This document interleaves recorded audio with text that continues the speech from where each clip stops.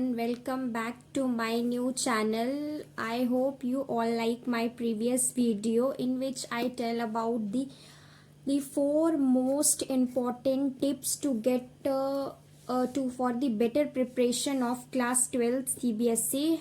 So the today's video is about my physics experience on my my experience on my physics paper. So all you know that our physics paper was held on 20th February. So this is our first paper. As I was from the background of maths, so my first paper was physics. So आज की video में मैं आपको अपने physics की मतलब मैंने अपना पेपर कैसे किया, कैसे टाइमलाइन में उसे कैसे मैनेज किया, मेरे कैसे क्वेश्चंस आए थे, all of that. So the very first question is how much marks I get in the physics class 12th. So I got 39 out of 70 in my physics class 12th, which is not a very good marks, but still I want all of you to not do the mistake that I have made in my physics class 12th. So let's come to the topic. So my this is the section A. As you all know, our section is about the MCQ. तो MCQ मैंने सबसे पहले मैंने अपना paper MCQ से ही start किया, because आप सब जानते हैं कि मॉक टेस्ट आता है, everything is in the channel, but मैंने मॉक टेस्ट बिल्कुल भी प्रिपेयर नहीं की थी कि मैंने प्रीवियस ईयर क्वेश्चन लगाए हो, पूरा पेपर लगाया हो. मैंने ऐसा कुछ बिल्कुल भी नहीं किया था जिसका रिजल्ट मुझे बहुत, क्योंकि हमें इन सारी चीज़ों की प्रैक्टिस करनी चाहिए. तो मैं यही चाहती हूँ कि जो चीज़ मैंने की है वो आप ना करें. So come to the first section A. मैंने अपना पेपर 1 घंटा मैंने इसी को किया. मतलब जब मैंने अपने टाइम देखा तो मेरा 1 घंटा हो चुका था एमसीक्यू करते करते ही. सो मैंने अपने एमसीक्यू को छोड़ करके मैं गई अपने सेक्शन बी में. सो सेक्शन ए की बात करते हैं. तो आपको अपना टाइम मतलब देखिए, पेपर हमेशा ऐसे आता है कि एक बच्चा उसे टाइम लाइन में कंप्लीट कर ले. ऐसा बिल्कुल पेपर नहीं. मतलब मेरे टाइम पे जो मेरा पेपर आया था वो ऐसा बिल्कुल भी नहीं था कि जो 3 घंटे में ना खत्म हो जाए. आपका पेपर अगर आपसे अच्छे से बन रहा है तो आपका पेपर डेफिनेटली 3 घंटे के और 3 घंटे से पहले ही खत्म हो जाएगा. थिंक 10 to 15 मिनट्स पहले आपका पेपर खत्म हो जाएगा. सो मेरा सेक्शन ए ऐसे 1 घंटा मेरा सेक्शन ए में मेरे को लग गया. एंड सेक्शन ए, और फिर अब हम आते हैं हमारे सेक्शन बी में. सेक्शन बी में हमारा ये जो हमारे 2-2 नंबर के क्वेश्चंस होते हैं. सो देखिए, ये हमारा क्वेश्चन है, मतलब मेरा पेपर प्रेजेंट करने का तरीका इतना अच्छा नहीं था जितना एक्सपेक्ट करना चाहिए. मेरा उतना अच्छा बिल्कुल भी नहीं था. और आपको बहुत जरूरी ध्यान रखना है कि आप अपने पेपर को टाइम पे कैसे कंप्लीट करते हैं. और टाइम पे कंप्लीट करने से ज्यादा इंपॉर्टेंट है कि आप अपने क्वेश्चंस को देखिए कि आप उस पर कितना टाइम ले रहे हैं. अगर आपसे कोई क्वेश्चन नहीं बन रहा देन प्लीज आप उसे छोड़ दीजिए. आप अपने नेक्स्ट क्वेश्चन पे आइए. उसी पे देखना कि अरे ये मेरा क्वेश्चन नहीं आया, क्यों नहीं आया. इसमें टाइम लगाने से कोई मतलब नहीं है, क्योंकि जो आपसे बनेगा वो आपसे बनेगा. सो मैंने जो क्वेश्चंस मुझसे बन रहे थे, जो मुझसे नहीं बने, मैंने उनको 5 मिनट दिया. लेकिन आपको अपने पहले वो क्वेश्चंस करने हैं जो आपसे बन रहे हैं. तो सेक्शन बी पे मेरे आते हैं. तो देखिए, जो 17 क्वेश्चन है उसमें मैंने अपना बी नंबर किया, जो कि डिफ्रैक्शन का था. ये वाला क्वेश्चन मैंने किया. और मेरी 18, 19, 20, 21 मतलब मुझसे देखिए से 20 नंबर ये मुझसे बिल्कुल नहीं बना, because I don't have the intention about कि इसमें करना क्या है. भले मैंने न्यूक्लियाई का चैप्टर पढ़ा था, लेकिन मेरे को नहीं पता कि इसमें क्या करना है.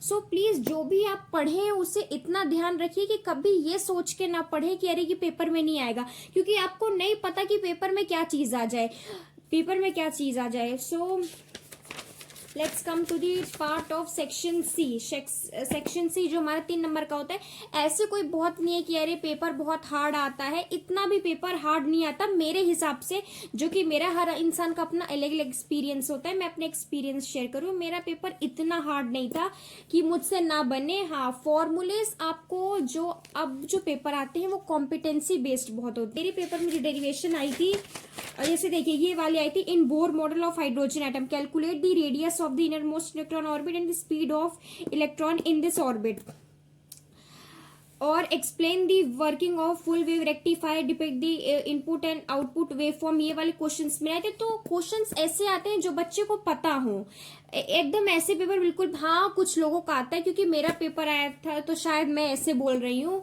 लेकिन जितना मेरा पेपर आया। लेकिन आप जो भी पढ़ रहे हैं, प्लीज आप इतना ध्यान करिए कि आप जो पढ़ रहे हैं उससे आप बिल्कुल ध्यान में रखिए, क्योंकि ये बहुत जरूरी है। और एक टाइम लाइन के अंदर आपको उस चीज को कंप्लीट करनी है। ये चीज मैंने अपने प्रीवियस वीडियो में बताई है, तो प्लीज आप प्रीवियस वीडियो को जाके चेकआउट जरूर करें।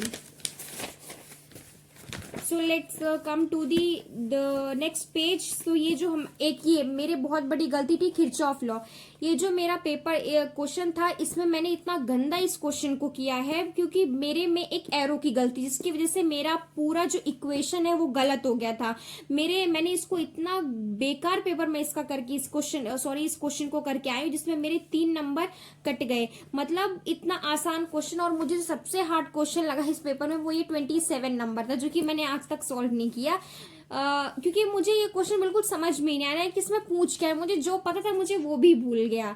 सो पैनिक नहीं करना है, वहां जाके आराम से पेपर देना है। आपको कोई कुछ नहीं कहा, you just have to do your own paper.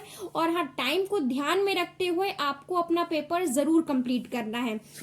So let's come to the case based question. Case based question में आप ये जरूर ध्यान रखिए कि केस बेस्ड क्वेश्चन सीधा कॉम्पिटेंसी बेस्ड का आता है। इसमें आपकी प्रैक्टिकल थिंकिंग को चेक किया जाता है कि आपकी प्रैक्टिकल थिंकिंग कितनी है। क्योंकि मेरे टाइम में तो क्योंकि जब मैंने किया था तो मुझे इतना याद नहीं था। मतलब ये जो टेलीस्कोप है, तो मैं एक तो पेपर के लास्ट दिन पढ़ के गई थी, तो जितना मुझसे थोड़ा बहुत बना उतना मैंने किया, उससे ज्यादा मुझे इसके बारे में। तो इसमें मैं सिर्फ अपने मन से तुक्का मार के आई हूँ पेपर में। सो आई डोंट नो कि इसमें क्या सही हुआ होगा, क्या गलत हुआ होगा, और मैं टिक करके भी नहीं आती कि अरे मेरा कौन सा सही है कौन सा नहीं। सो मेरे को नहीं पता। हाँ, ये जरूर कहूंगी जो मेरे केस बेस्ड क्वेश्चन थे ये बहुत कॉम्पिटेंसी बेस्ड थे। ये बहुत कॉम्पिटेंसी बेस्ड। जिस बच्चे ने अच्छे से मतलब इसका कंसेप्ट पढ़ा है उसके लिए पेपर बहुत आसान था। Now let's come to the 5 number question. So जो मेरे 5 नंबर के जो क्वेश्चन थे, सेक्शन ई का जो मेरा 5 नंबर का क्वेश्चन था, मेरे पास 1 घंटे से कम का टाइम बचा। जब मैंने अपनी घड़ी जो सब घड़ी लगी थी, जब वॉच उसमें मैंने देखा तो मेरे पास, तो मैं इतना पैनिक कर गई। बट थैंकफुली एंड ग्रेटफुली कि जो मेरे पेपर उसमें सिर्फ और सिर्फ ये वाला क्वेश्चन था जो कि न्यूमेरिकल था, और सारे मेरे स्टेटमेंट वाइज क्वेश्चन, तो जिससे मैंने, और थैंकफुली मुझसे सारे क्वेश्चन बनते थे, तो थैंकफुली मैंने अपने सारे क्वेश्चन कर लिए, क्योंकि ये ज्यादा से ज्यादा स्टेटमेंट वाइज क्वेश्चन थे। देखिए 31 नंबर पे हमारा इक्विपोटेंशियल से क्वेश्चन आया था, जो कि ऑब्वियसली स्टेटमेंट वाइज है।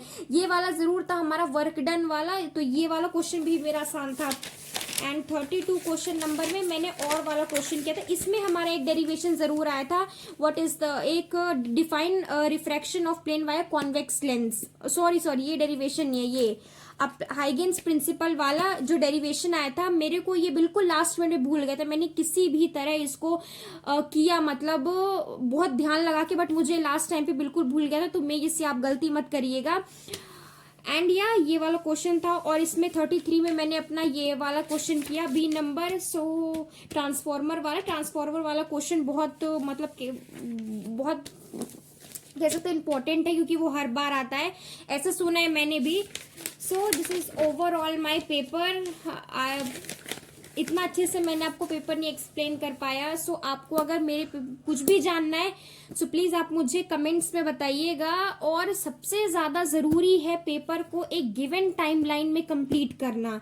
और कंसेप्ट पढ़ना। अगर आप पढ़ रहे हैं तो प्लीज उसका कंसेप्ट, जो चीज आप पढ़ रहे हैं उसका कंसेप्ट क्लियर, अगर कंसेप्ट नहीं क्लियर है तो ये बहुत हार्ड होगा आपको सीबीएसई में एक अच्छे नंबर स्कोर करने के लिए। आपको कंसेप्ट बहुत क्लियर होना चाहिए। मैं इसके बारे में फिर से कई वीडियो बनाऊंगी कि फिजिक्स हमें कैसे पढ़नी चाहिए। ये तो मेरा एक पेपर का ओवरव्यू था कि मेरा एक्सपीरियंस क्या था।